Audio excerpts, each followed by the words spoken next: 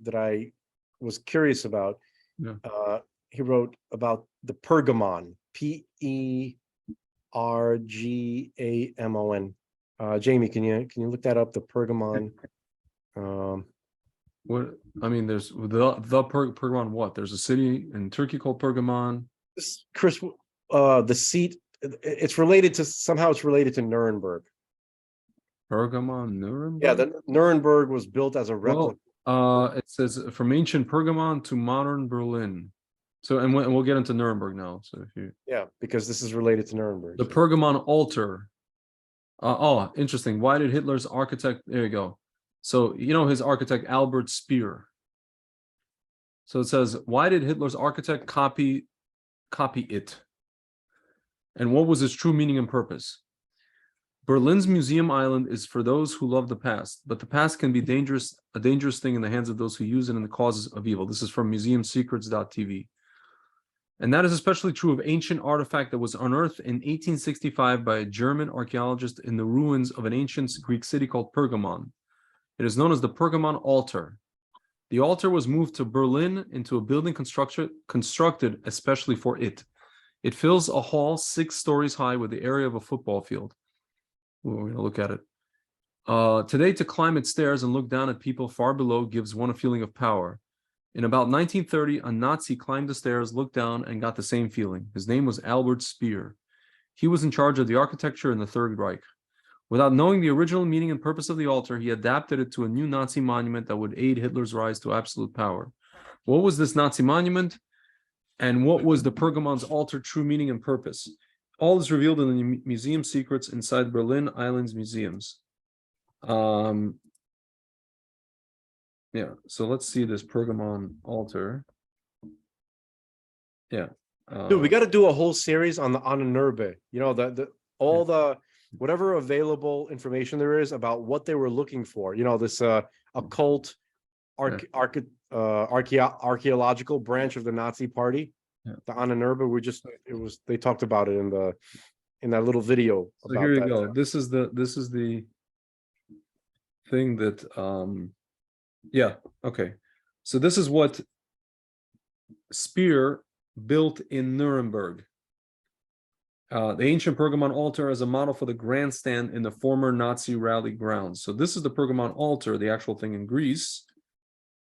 I'll show people, folks at home. This is the Pergamon altar, as you could see. And this is what Albert Speer made in Nuremberg, if I can get to it. This thing. So if you stand atop it, I mean, I don't know here. So this is, I want to look for other, here we go. This is the thing that he built in Nuremberg. We can even Google, not Google, YouTube. Yeah, I was looking at Valkyrie. On YouTube, yeah. Pergamon, Nuremberg. Yeah, the seed of Satan, Pergamum and Nazi German. Okay. Yeah, so Nazi Party Congress. Hold on, let me just look for different. Yeah, here you go. Then we could talk about why were the trials there and why were the this was and why was there an alien battle in the sky there in the 1500s? Yeah. So this is where Hitler gave his speeches. As you can see, it's very like grandiose. But let's see here.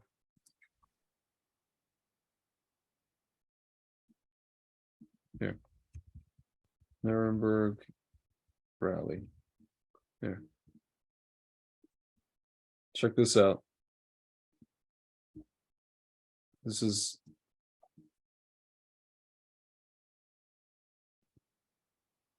doesn't really show behind. I want people to see behind him. See, the British didn't want to.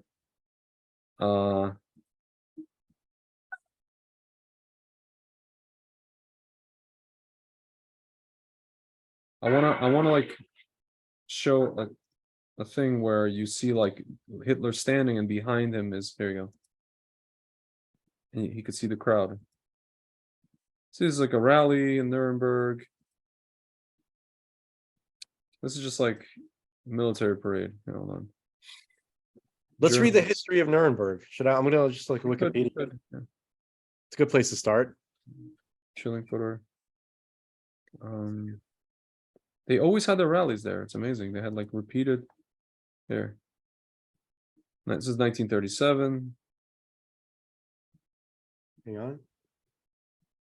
Crazy. Look at this. It's insane. Keep hearing this.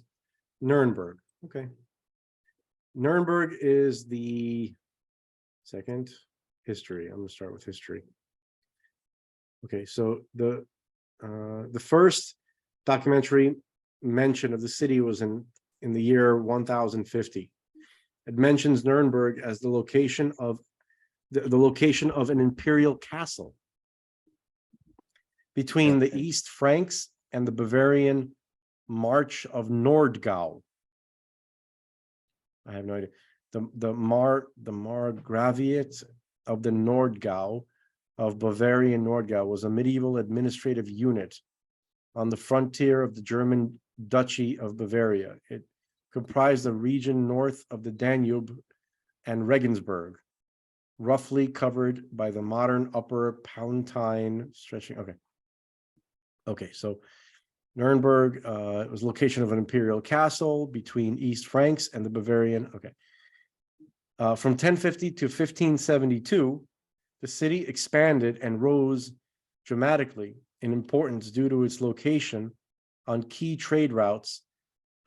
King Conrad III, reigning as King of Germany from 1137 to 1152, established the Burggraviate of Nuremberg, with the first burggraves coming from the Austrian house of Rab.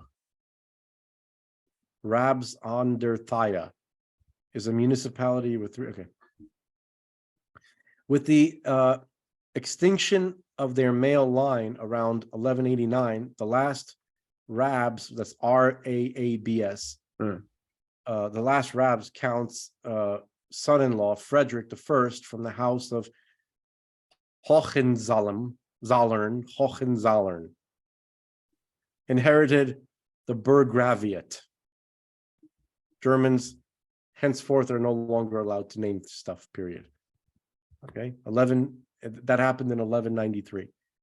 From the late 12th century to the interregnum, which is 1254 to 1573, however, the power of the Burggraves diminished as the Hohenstaufen emperors transferred most non-military powers to Castellan, with the city administration and the municipal courts handed over to the imperial mayor. The strained relations between the Burggraves and the Castellans, with gradual transfer of powers to the latter in the late 14th and 15th centuries, finally broke out into open enmity, which greatly influenced the history of the city. The city, and particularly Nuremberg Castle, would become one of the most frequent sites of the imperial diet after Regensburg and Frankfurt.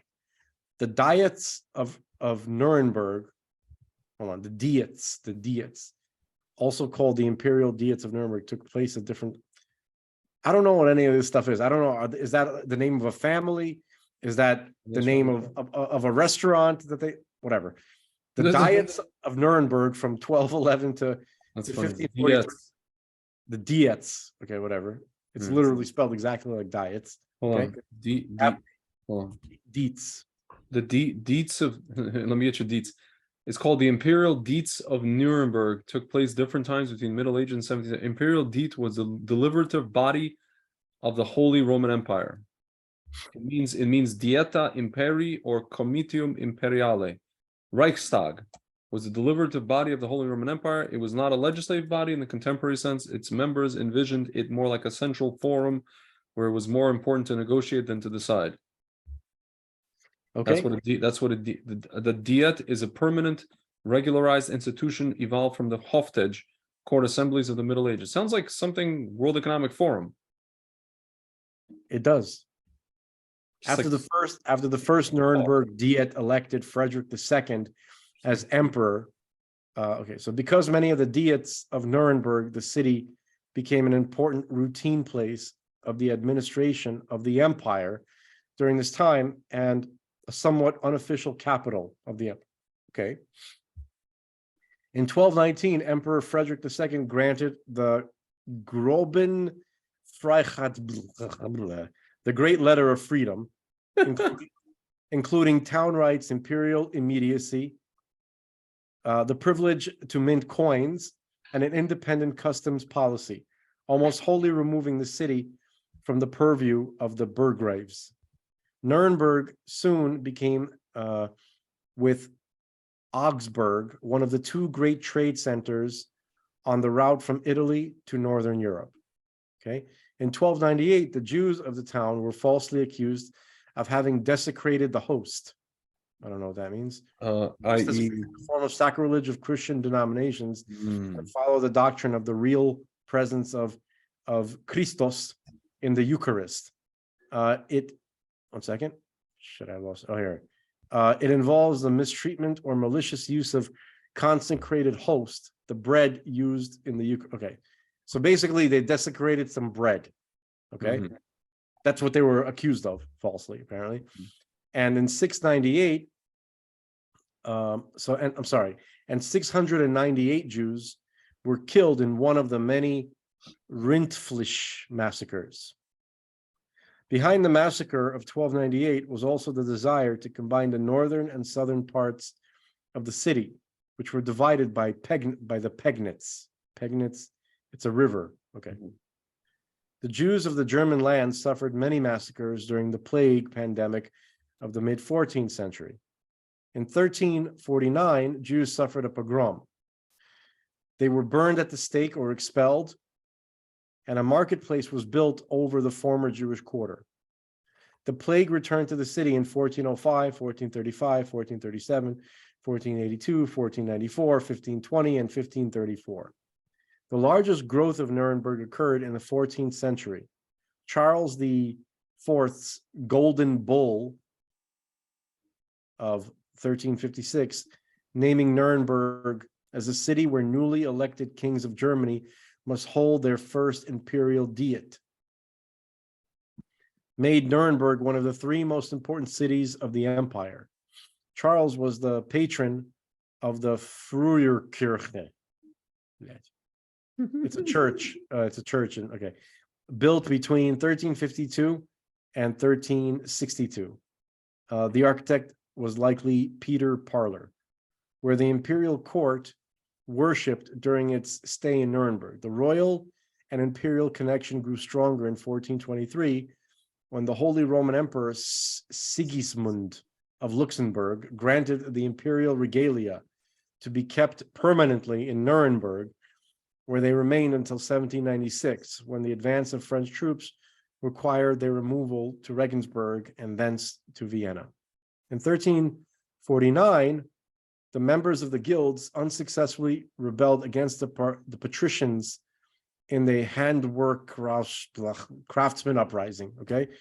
Supported by merchants and some counselors, leading to a ban of any self-organization of the artisans in the city, abolishing the guilds that were customary elsewhere in Europe, like the Masons, right?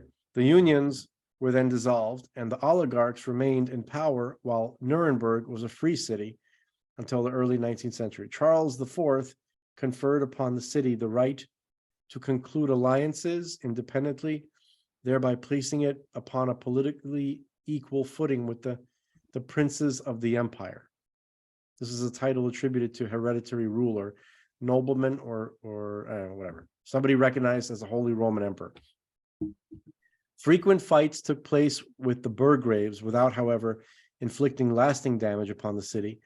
After fire destroyed the castle in 1420 during a feud between Frederick IV and the Duke of Bavaria, Ingolstadt, the city purchased the ruins and the forest belonging to the castle, resulting in the city's total sovereignty within its borders. Through these and other acquisitions, the city accumulated considerable territory. The Hussite Wars, a recurrence of the Black Death in 1437, and the First Margrave War led to a severe fall in population in the mid-15th century. Siding with Albert IV, Duke of Bavaria Munich, in the Landshut War of Succession in 1503 to 1505, he led the city to gain substantial territory, resulting in lands of 25 square miles, making it one of the largest imperial cities. Making it one of the largest. During the Middle Ages, Nuremberg fostered a rich, varied, and influential literary culture. It seems like some kind of like basically the capital of the German Empire. Interesting. That's what it seems like. It seems like it's like they're Washington, D.C. Because the Germans, they were like, you had all these like different city states, essentially like these territories, right? Yeah. And I think there were about 300 of them. I want to find this quick reference in the Talmud, right? Mm-hmm. Which talks about that in the future, there's going to be Asa will rise up, right? And it'll happen in Germany. And there will be one of these descendants of Esav, right, that will unify the 300. Do you remember what I'm talking about? It says yeshiva.co, Nazi Germany alluded to in Talmud prophecy, Rabbi Ari Shvat. Please send it to me, please. Here, That link. and I'll read what it says.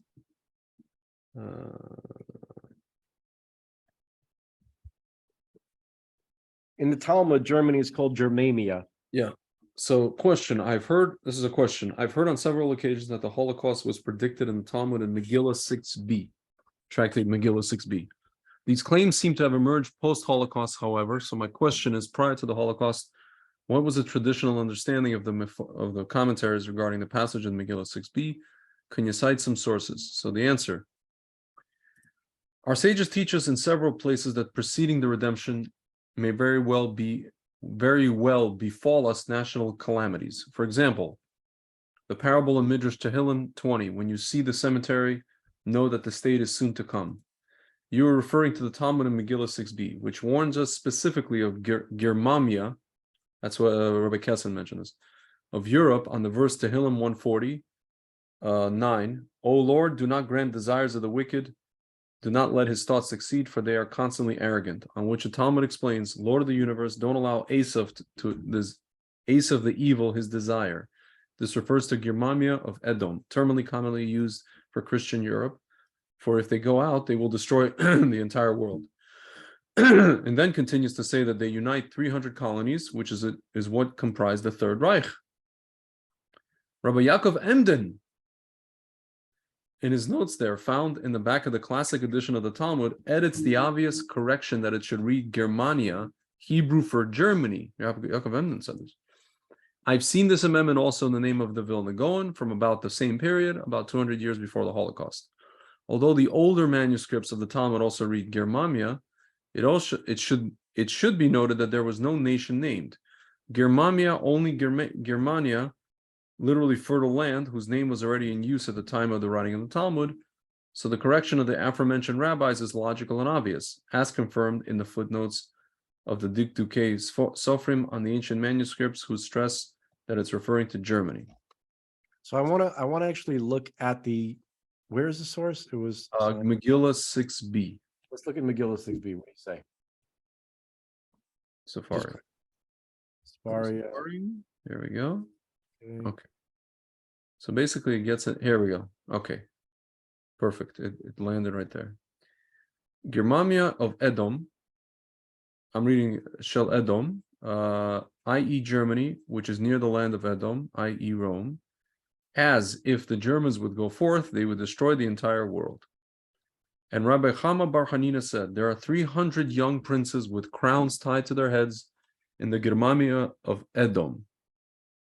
In Germania of Edom. And there are 365 chieftains Marzavne in Rome. Every day these go out to battle against those, and one of them is killed, and they are preoccupied with appointing a new king in his place. Since neither side is united, neither side is able to achieve a decisive victory. It is these wars between Rome and the Germanic tribes that act as a muzzle upon Asaph, Edom, Rome, and prevent it from becoming too strong. Yeah, look at Russia and Ukraine. Rabbi Yitzchak said in the style of a previous passage, if a person says to you, okay, so this is something else already. Yeah, this talks about other things. And so Rome and the Germanic tribes, those are all Edom, even though perhaps most of the actual Romans themselves were not ethnically related to Edom, but Rome was dominated by Edom, meaning descendants of Edom, like the ruling class of Rome were Edomites, but which were related to these Germanic tribes, like genetically speaking, they were closer to each other. Yeah. So Rabbi Yitzchak said in the style, So let me read about this thing in the Nazi era, what it talks about Nuremberg. In the Wikipedia. Okay. Yeah. See, it says Nuremberg held great significance during Nazi Germany era because of the city's relevance to the Holy Roman Empire and its position in the center of Germany. The Nazi Party chose the city to be the site of huge Nazi Party conventions. So basically, they wanted everybody equidistant to come. The Nuremberg rallies. The rallies were held in 1927, 1929, and annually from 1933 to 1938. After Adolf Hitler's rise to power, 1933, the Nuremberg rallies became huge Nazi propaganda events, a center of Nazi ideals. Keep reading. I can hear you. I'm just making coffee. The 1934 rally was filmed by Leni Riefenstahl and made, it's a lady actually, into a propaganda film called Triumph des Willens, Triumph of the Will. At the 1935 rally, Hitler specifically ordered the Reichstag to convene at Nuremberg to pass the Nuremberg laws, which revoked the German citizenship for all Jews and other non-Aryans. A number of premises were constructed solely for these assemblies, some of which were not finished. Today, many examples of Nazi architecture can still be seen in the city. The city was also the home of the Nazi propagandist Julius Streicher, the publisher of Der Stürmer. This is the guy that actually said Purim Fest 1946 when he was hung in Nuremberg. Which, by the way, right, it's all about Megillah Esther. We could read this whole thing that they talk about. During the Second World War, Nuremberg was the headquarters of the Wehrkreis, Military District 13, and an important site for military production, including aircraft, submarines, and tank engines. A subcamp of Flossenburg concentration camp was located here and extensively used slave labor. On January 2nd, 1945, the medieval city center was systematically bombed by the Royal Air Force and U.S. Army Air Forces, and about 90% of it was destroyed in only 1 hour, with 1,800 residents killed and roughly 100,000 displaced. In February 1945, additional attacks followed. In total, about 6,000 Nuremberg residents are estimated to have been killed in air raids. Nuremberg was a heavily fortified city that was captured in a fierce battle lasting from the 17th to the 21st of April, 1945, by the U.S. 3rd Infantry, 42nd Infantry, and 45th Infantry, which fought house to house, street by street against determined German resistance, causing further urban devastation to the already bombed and shelled buildings. Despite this intense degree of destruction, the city was rebuilt after the war and was to some extent restored to its pre-war appearance, including the reconstruction of some of its medieval buildings. Much of this reconstructive work and conservation was done by the organization Old Town Friends Nuremberg. Interesting. I wonder who these guys are. However, over half the historic look of the center, and especially the northeastern half of the old Imperial Free City, was not restored. So now the trials. Between 1945 and 1946, German officials involved in war crimes and crimes against humanity were brought before an international tribunal in the Nuremberg trials. The Soviet Union had wanted these trials to take place in Berlin. However, Nuremberg was chosen as the site for the trials for specific reasons. The city had been the location of the Nazi Party's Nuremberg rallies, and the laws stripping of Jews of their citizenship were passed there. There was symbolic value in making it the place of Nazi demise. The Palace of Justice was spacious and largely undamaged, one of the few that have remained largely intact despite extensive Allied bombing of Germany. The already large courtroom was reasonably easily expanded by the removal of the wall at the end of the opposite bench, thereby incorporating the adjoining room. A large prison was also part of the complex. As a compromise, it was agreed that Berlin would become the permanent seat of the International Military Tribunal, and that the first trials several were planned would take place in Nuremberg. Due to the Cold War, subsequent trials never took place. Also, Berlin is supposed to be actually the place. Following the trials in October 1946, many prominent German Nazi politicians and military leaders were executed in Nuremberg. The same courtroom in Nuremberg was the venue of Nuremberg military tribunals, organized by the United States as occupying power in the area. Who's this Leni Riefenstahl? Was it film director, photographer, and actress known for her role in producing Nazi propaganda. Wow, she passed away at the age of 100. All these Germans lived to like 190 something. You still there, man? I'm here, man. I'm listening to every word. Oh, okay. I still have to go get the tea when it's ready. So. It's very interesting, this lady. Yeah, Triumph of the Will, a propaganda film directed and produced and edited. Basically the movie. Yeah. The premise was like just like propaganda, different things. Hitler Youth, SS troops. Here, Old Town Friends Nuremberg, an association supports preservation, restoration of the existing historical old town houses. Interesting. So obviously that's a very kind of like sterilized history of Nuremberg. There's all the, I'm sure there's, Of course. but can you, I want to read a little bit about that painting that was made that we showed yesterday. Yes. I want to see like for sure. Well, let's hold on. Let me see if there's anything else in here. 1 second. There might be something else. Culture. Second. Johann something. Cuisine, performing arts, education.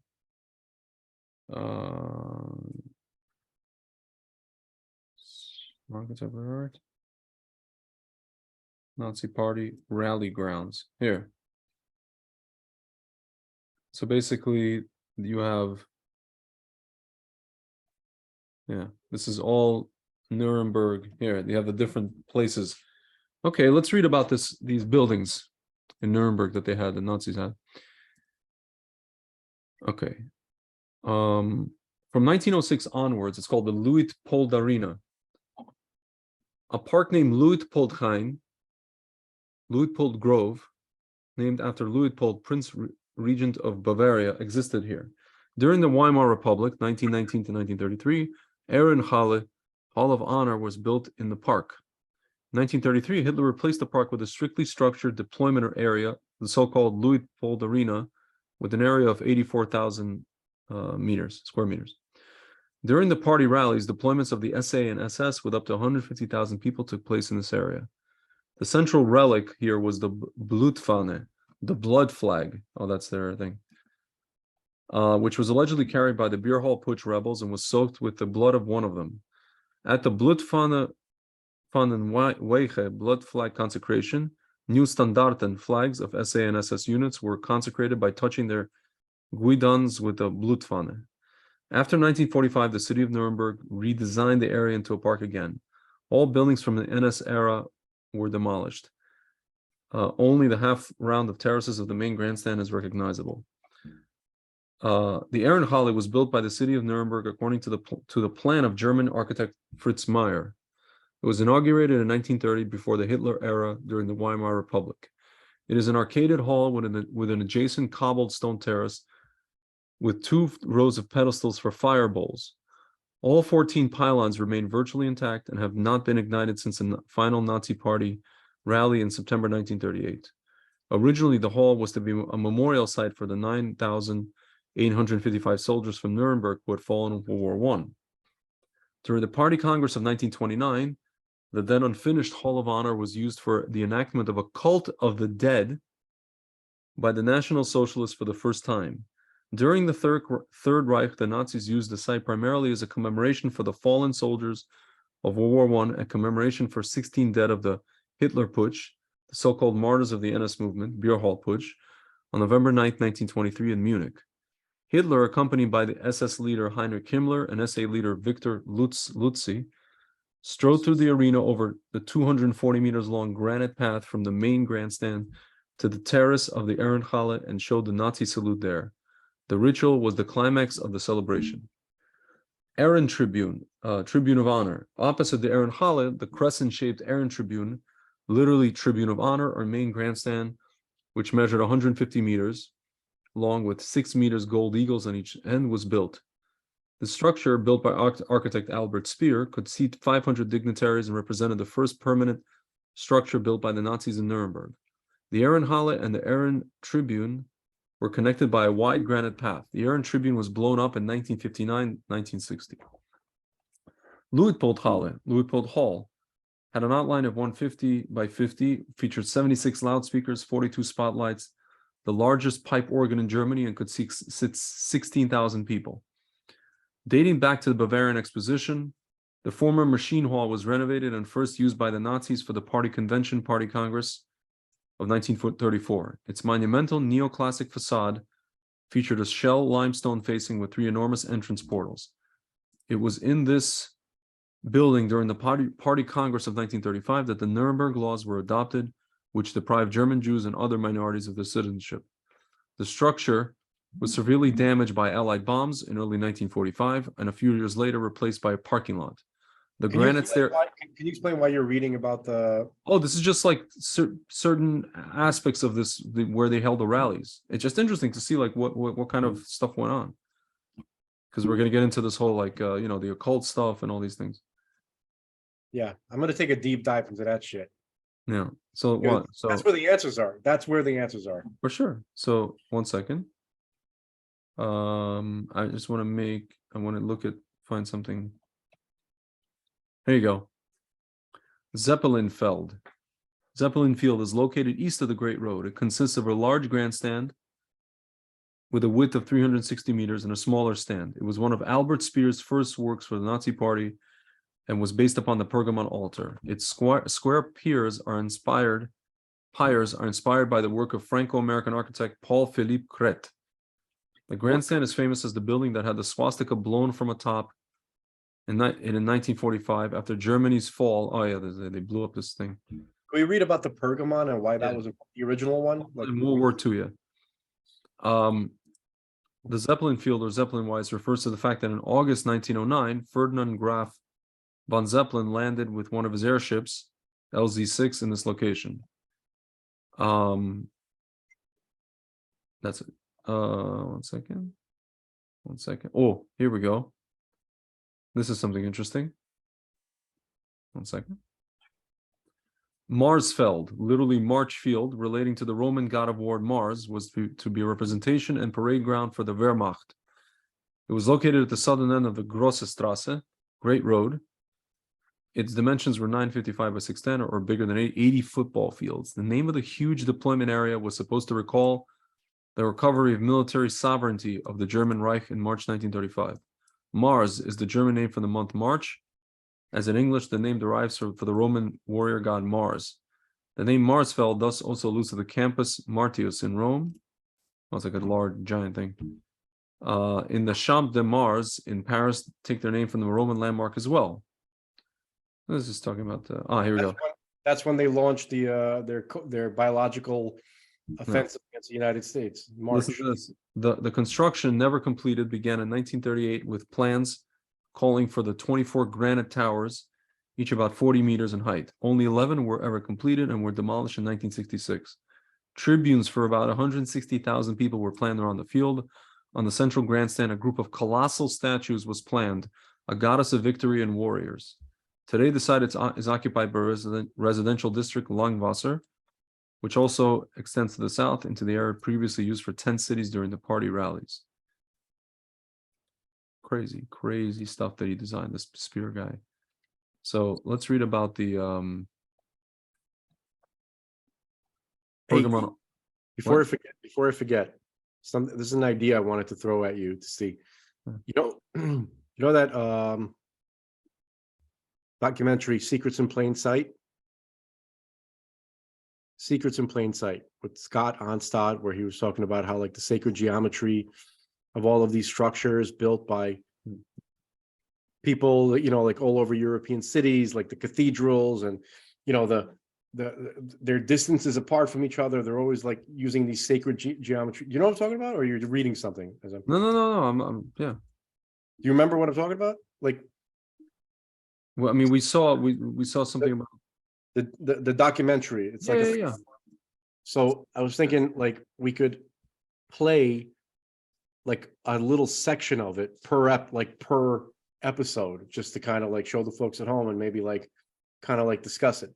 It's a 4-hour documentary, so you know it would probably take like a long time to get through the whole documentary, but it really show people what's going on, even consciously by man. There's like an entire there's an entire tier of human society that is involved in things that most people have no idea about, like, you know, like, and this is that spiritual kind of stuff that they use. You know, they build structures which mimic the stars, right? And they use numbers that are built into the structure, which draw down some kind of like spiritual energy, and they build their capitals. Like the main empires would do this to gain power. Yeah. This is a form of idolatry, a form of idol worship. Yeah. And you know, I think this documentary shows people that people have always been doing it, and it still continues. Yeah. So I don't know, just an idea. You think about it. So yeah. So the Pergamon altar. Yeah.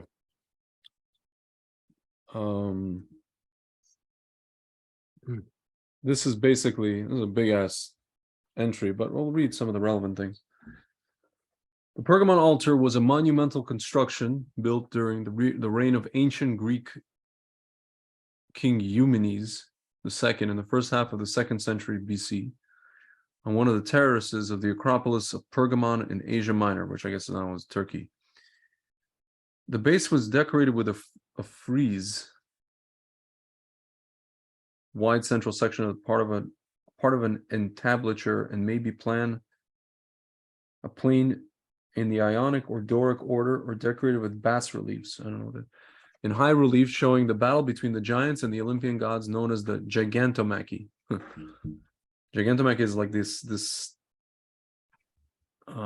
giants. They were known for Gigantomachy, their battle with the Olympian gods. There was a second, smaller and less well-preserved high relief frieze on the inner court walls, which surrounded the actual fire altar on the upper level of the structure at the top of the stairs. In a set of consecutive scenes, it depicts events from the life of Telephus, legendary founder of the city of Pergamon and son of the hero Heracles and Auge, one of the Tegean king Aleus's daughters. In 1878, the German engineer Karl Humann started official excavations on the Acropolis of Pergamon, an effort that lasted until 1886. The relief panels from the Pergamon altar were subsequently transferred to Berlin, where they were placed on display in the Pergamon Museum. Now it talks about all this stuff. Says endowment and dating. Function of the altar. Contrary to popular belief, the Pergamon altar is not a temple, but probably an altar of a temple, although altars were generally located outdoors in front of their temples. It is supposed that the Athena temple located on the Acropolis terrace above it may have been its cultic point of reference, and the altar possibly served solely as a place of sacrifice. Unbelievable. Can I stop you for a moment? Yeah. So I'm looking at ancient coins from Pergamon, from like this this kingdom, right? Yeah. Right on like the kingdom of Pergamon, the Wikipedia entry, immediately to the right, it shows like a two-sided coin covered with serpents, literally snakes intertwined with each other. All right, I'm sorry, continue, please continue. Sorry about that. This theory is supported by several statue bases and consecrating inscriptions found in the vicinity of the altar, and whose donors named Athena. Another possibility is that both Zeus and Athena were jointly honored. It could also be that the altar had an independent function, in contrast to a temple, which always had an altar. An altar did not necessarily have to have a temple. Altars could, for example, be quite small and placed in houses, or less commonly, have gigantic dimensions, as in the case of the Pergamon altar. The few remnants of inscriptions do not supply enough information to determine which god the altar was dedicated, to which god. So far, none of these theories is generally accepted. The situation led a long-time director of excavations in Pergamon, Wolfgang Rath, to conclude that no research is undisputed concerning this most famous artistic masterpiece of Pergamon, neither the builder, nor the date, nor the occasion, nor the purpose of the construction. Just as uncertain is the nature of the sacrifices made there. Judging from the remains of the actual relatively small fire altar inside the huge altar edifice, it can at least be concluded that its shape resembled a horseshoe. It was apparently an altar with two projecting side wings and one or several steps in front. Possibly the thighs of sacrificial animals were burned here, but it is just as possible that the altar served only for libations. The offering of sacrifices in the form of incense, wine, and fruits. Amazing what they copied from us. It is likely that only priests, members of the royal household, and illustrious foreign guests were allowed access to the fire altar. Amazing. So basically, so why would, my question is, why would they care? Why would they want to model, their seat of power after the Pergamon kingdom, which doesn't seem to be the primary power in ancient Greece?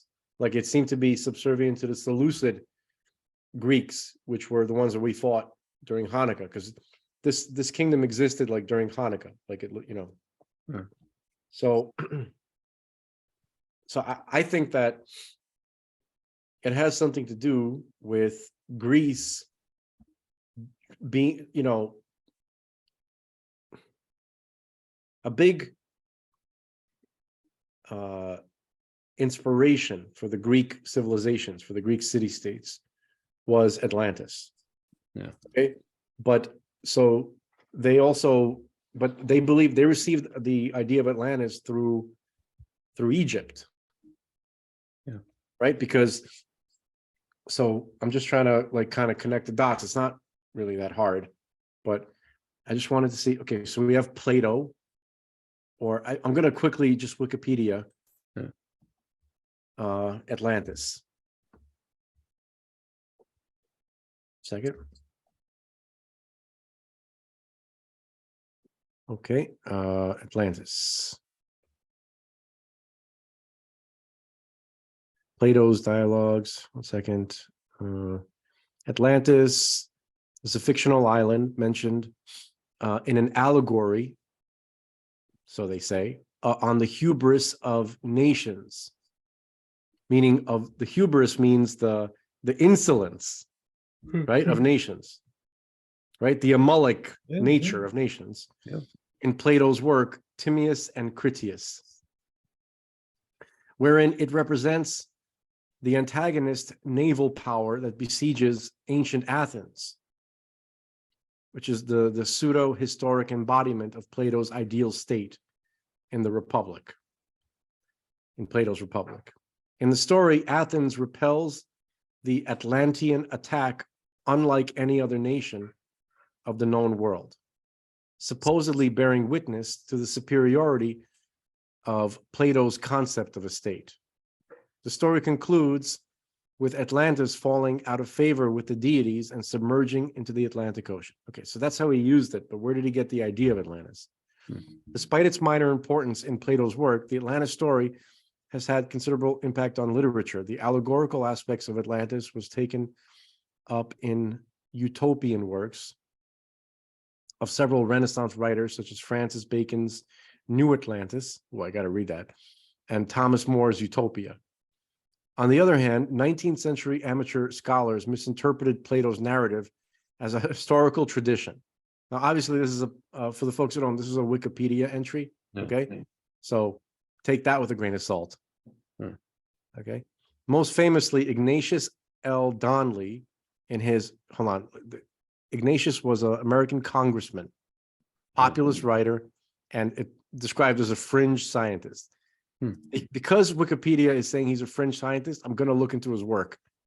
He's known primarily now for his fringe theories concerning Atlantis, catastrophism, and Shakespearean authorship, which many modern historians consider to be pseudo. Okay, great. Thank you, modern historians and scientists, because now you give me something interesting to look into. Whatever you don't like, I'm going to look into. So Ignatius L. Donnelly in his Atlantis, the Antediluvian World. Okay, Plato's vague indications of the time of the events more than 9,000 years before his time, which is like 11,500 years, 12,000 years from us, right? And the alleged location of Atlantis beyond the Pillars of Hercules gave rise to much pseudo-scientific speculation. Okay. As a consequence, Atlantis has become a byword for any and all supposed advanced prehistoric lost civilizations and continues to inspire contemporary fiction from comic books to films. While present-day philologists and classicists agree on the story's fictional character, there is still debate on what served as its inspiration. Okay. Plato is known to have freely borrowed some of his allegories and metaphors from older traditions, as he did, for instance, with the story of Gyges, something Gyges, a hypothetical magical ring mentioned in the philosopher Plato. Okay, right. This led. Oh yeah, that's right. I actually know what happened. It was like this farmer who found this ring and it made him invisible. Anyway, so this led a number of scholars to investigate possible inspiration of Atlantis from Egyptian records of the Thera eruption, which is the Minoan that destroyed the Minoan civilization. Okay, so records from the Thera eruption, the Sea People's invasion, or the Trojan War. Others have rejected this chain of tradition as implausible and insist that Plato created an entirely fictional account, drawing loose inspiration from contemporary events, blah, blah, blah, blah, blah. Okay, so I want to see, I know that it had something to do with his grandfather, Solon. I want to see if I could find Solon on this page. Just a moment. Just a moment. Yeah, okay. Timaeus. The only primary sources for Atlantis are Plato's dialogues, Timaeus and Critias. All other mentions of the island are based on them. The dialogues claim to quote Solon, who visited Egypt between 590 and 580 BC. They state that he translated Egyptian records of Atlantis. Plato introduced Atlantis in Timaeus, written in 360 BC. So this is something, this is a relative, Solon, a relative of his, who lived 200 years before him. So here's a quote from that. For it is related in our records how once upon a time your state stayed the course of a mighty host, which, starting from a distant point in the Atlantic Ocean, was insolently advancing to attack the whole of Europe and Asia to boot. For the ocean there was at that time navigable. For in front of the mouth, which you Greeks call, as you say, the Pillars of Hercules, there lay an island which was larger than Libya and Asia together, and it was possible for the travelers of that time to cross from it to other islands, and from the islands to the whole of the continent over against them, which encompasses the veritable ocean. For all that we have here lying within the mouth of which we speak is evidently a haven having a narrow entrance, but that yonder is a real ocean, and the land surrounding it might most rightly be called the fullest and true, in the fullest and true sense, a continent. Now in this land of Atlantis there existed a confederation of kings, a great and marvelous power which held sway over all the island and over many other islands, also parts of the continent. Okay, so Solon was a real guy. Okay, so I'm going to click on Solon. Solon was an Athenian statesman, constitutional lawmaker, and a poet. He is remembered particularly for his efforts to legislate against political, economic, and moral decline in archaic Athens. His reforms failed in the short term, yet Solon is credited with having laid the foundations of Athenian democracy. His constitutional reform also succeeded in overturning most laws established by Draco. Okay, so a real person. It seems to be he was related to Plato, but I want to see. Just a second. I want to see if that. Let me see if I can find Plato on this page. Okay. Solon was eventually drawn into the. Okay. According to Diogenes, he had a brother named Dropides, who was an ancestor 6 generations removed of Plato. Okay. So he's related to Plato. He was a great granduncle or something like that. Okay, so he got it according to Plato. Like, for those that want to say, oh, it was all fictional, right? It was all allegorical. You have to read the account of the way he describes Atlantis. It's too much detail in it. Like, if you're talking about, oh, there's a mythological land called Atlanteans, and they were very insolent, and they attacked Athens, which was, but he goes into this like endless description of what Atlantis was like, and where it started, and how it was constructed, and what it looked like, and the measurements, and then he bothered to say that my great granduncle Solon learned it from the Egypt. Why? It's too much. Okay, so it doesn't. So I'm not saying that that proves that Atlantis was real, but it does prove that he thought Atlantis was real, or he felt that he was receiving a description of something in great detail. Okay, so this whole thing with the Pergamon, right? Like the Nazis' obsession with Atlantis, right? The fact that they built their seat of power, the Pergamon, right? This like throne, right? And which is some kind of like relic of ancient Greece. I don't know how it connects to Atlantis, okay, but ancient Greece is a link in the chain somehow. I don't know what specifically about the Pergamon that was so alluring to the Nazis, but it obviously had more to it than what we're able to find right now. That's all I'm saying. I'm looking at Greg. I think he painted eyeballs. No. Just I kind of went over this. So what about Nuremberg? Or this whole thing with the yeah, there's a painting from the 1500s. Yeah. Of some kind of spectacle that was going on in the sky over the entire city of Nuremberg. Yeah. Where you see these flying things, and they're described to be battling one another. One of the things looks like the freaking like a star destroyer, like a super star destroyer from Star Wars. Yeah, like it's black. It's like a black triangle. Yeah. Type thing. Maybe show the folks at home again. That's right. But I wanted to get like more of a history of that painting. Yeah. I want to see if there's like something. Description of it, like 1561 celestial phenomenon over Nuremberg. This is the Wikipedia. That's what Wikipedia calls it, celestial phenomenon. But take a look at the picture. No, let's just read what it says though. There's a whole Megillah here. A mass sighting of celestial phenomena or an UFO occurred in 1561 above Nuremberg.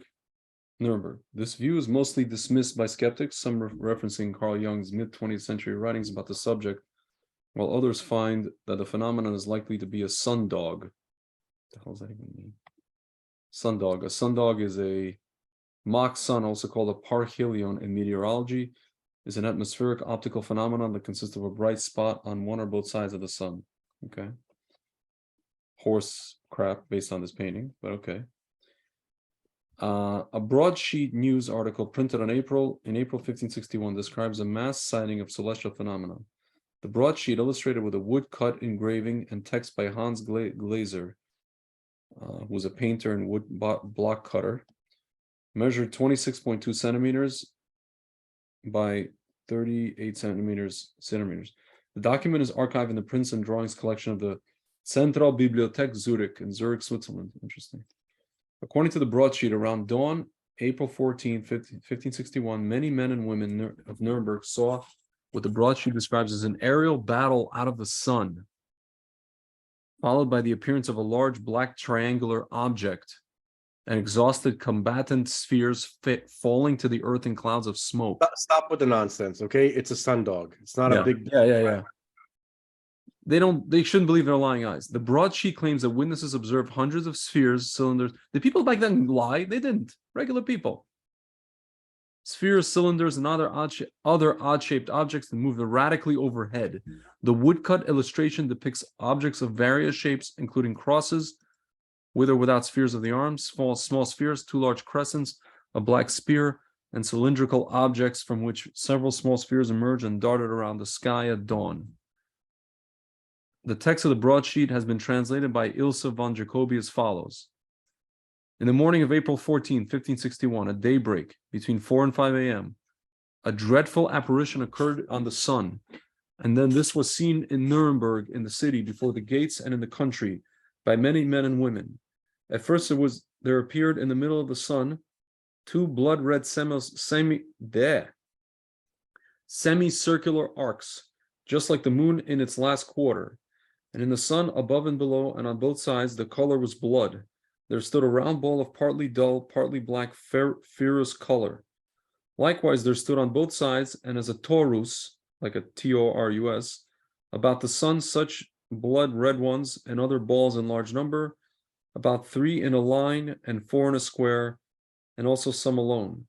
And between these globes there were visible a few blood red crosses, between which there were blood red strips, becoming thicker to the rear, and in the front malleable like the rods of reed grass, which were intermingled.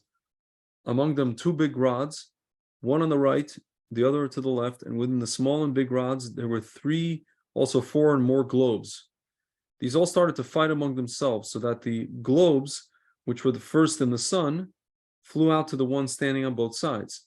Thereafter, the globes standing outside the sun and the small and large rods flew into the sun. Dude, this is very detailed. Besides the globes flew back and forth among themselves and fought vehemently with each other for over an hour. And then the conflict in and again out of the sun was most intense. They became fatigued to such an extent that they all, as said above, fell from the sun down upon the earth as if they all burned. And then they wasted away on the earth with immense smoke. After all this, there was something like a black spear. See, people are describing, they don't have a concept of propulsion at that time. So they were just as if they all burned. They didn't understand that it's like afterburners or, crash, landing. They didn't know what they were looking at. After all this, there was something like a black spear, very long and thick, sighted, the shaft pointing to the east, the point pointing to the west. Whatever such signs mean, God alone knows. Hey, can I stop you for a minute? Yeah. A contract was signed between the government of the Margrave Frederick IV and the bishops of Würzburg and Bamberg, by which it was agreed to expel the Jews. However, you'll see in a second. Okay. However, this contract was not executed in the Ansbach region. At the Beiersdorf Congress of 1515, it was requested that Jews be expelled from the country as soon as possible. George de Fromm did not give his approval to this request. The Ansbach Congress of 1539 requested it again in the interest of the declining trade that the Jews be expelled. This request was accepted under the condition that it happen until St. John's Day. It seems that private obstacles impeded to make good on that promise, so that only George's successor, the Margrave George Frederick, proclaimed in 1560, after repeated complaints of the Congress, that that by Pentecost 1561, the country and region would have to be cleared of Jews. Interesting. Wow. Continue reading. Although we have seen shortly one after another many kinds of signs on the heaven, which are sent to us by the Almighty God to bring us to repentance, we still are unfortunately so ungrateful that we despise such high signs and miracles of God, or we speak of them with ridicule and discard them to the wind, in order that God may send us a frightening punishment on account of our ungratefulness.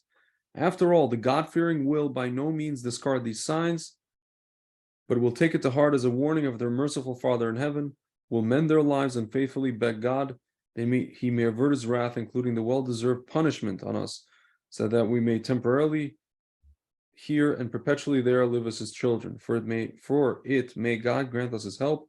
Amen. By Hans Glasser, letter painter of Nuremberg. Wow. Now this is modern interpretations. According to author Jason Colavito, the woodcut. That guy, all he does all day Uh-huh. is literally debunk anything Yeah. that's possibly. He literally sits around and debunks anything. He tried to debunk my brother. Really? I think he called my brother a quack. See, it says the woodcut broadsheet became known in modern culture after being published in Carl Jung's 1958 book Flying Saucers, A Modern Myth of Things Seen in the Sky, a book which analyzed the archetypal meaning of UFOs. Jung expressed a view that the spectacle was most likely a natural phenomenon with religious and military interpretations overlying it. If the UFOs were living organisms, one would think of a swarm of insects rising with the sun, not to fight one another, but to mate and celebrate the marriage flight. Look, modern people think people from previous generations are complete morons. Huh. A military interpretation, yeah, and upon further review, the last 3 years, we clearly see nothing changed. Yeah. A military interpretation got worse. Would view the tubes as cannons and the spheres as cannonballs, emphasize the black spearhead at the bottom of the scene, and Glazer's own testimony that the globes fought vehemently until exhausted. A religious view would emphasize the crosses. Jung thinks that the images of 4 globes coupled by lines suggested crossed marriage quaternities, and the forms the model for the primitive cross cousin marriage. What? He also posited that it could also be an individuation symbol, and that the association of sunrise suggests the revelation of light.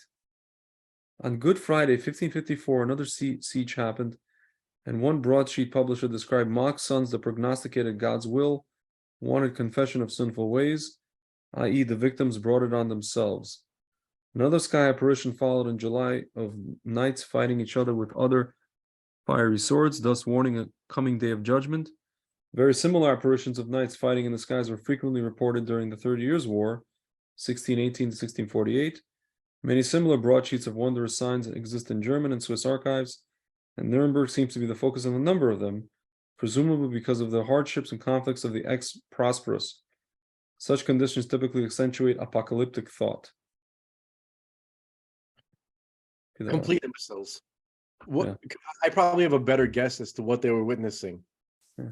So, because Nuremberg was the seat of so much, it was the place where there were so many different parties that were battling with each other, right? There were like these different, it was like the place where negotiations occurred, right? Where it was decided whether or not there were going to be wars or not. And it seemed to be like the city that was dedicated to all the things that, the big things that occur in the empire, the German Empire. Yeah. It describes the ministering angels as constantly fighting each other, bucking each other like rams. Yeah.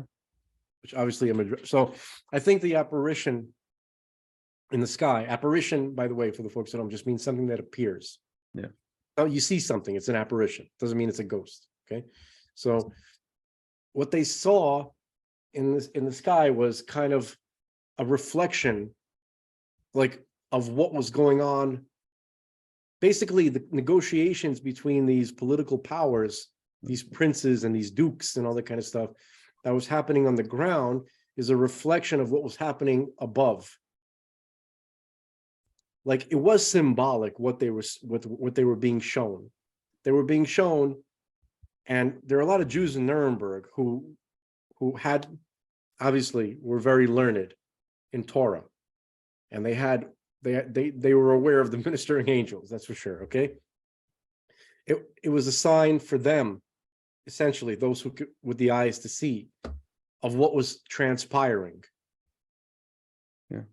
That's my interpretation, because you could see how, there were like these factions, and they're constantly like fighting with each other. And a big part of what they were fighting about is about expelling the Jews, not expelling the Jews, the future of the Jews, massacre them, not massacre them, export them.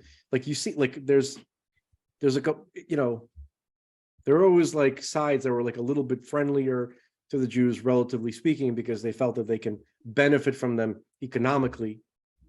Okay, hold on to them a little bit longer, then get rid of them once the economy gets to a certain point. All this kind of stuff was going around, these negotiations, which is a reflection of what was going on above with the ministering angels, the angels that run the affairs of the nations. And whatever happens down here on earth is a reflection of what goes on up above. And I think that this spectacle that appeared in the sky was a sign that God was showing that something's cooking, like for the Jews, like, guys, like, open your eyes, something's going on here. You see these things in the sky that, the rabbis should have been able to interpret that correctly. That's my hypothesis. Yeah. It makes sense. Jason Colavita literally has dedicated to his life to making sure that no one believes that anything out of the ordinary had ever happened, ever. Yeah. I mean, a person who has literally no spirit. Yeah. They're literally like the Grinch. Trying The to Grinch suck that the stole spirit. everything. Yeah. Unnecessary doubt is the essence of Amalek. This guy, Colavita, I don't know. Yeah.